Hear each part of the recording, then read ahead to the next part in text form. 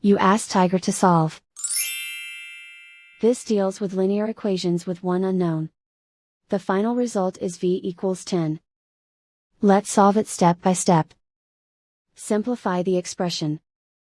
Expand the parentheses. Simplify the arithmetic. Swap sides.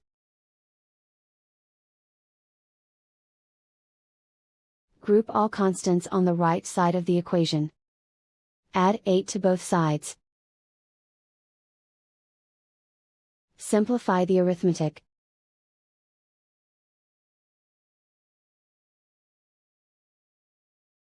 Isolate the v.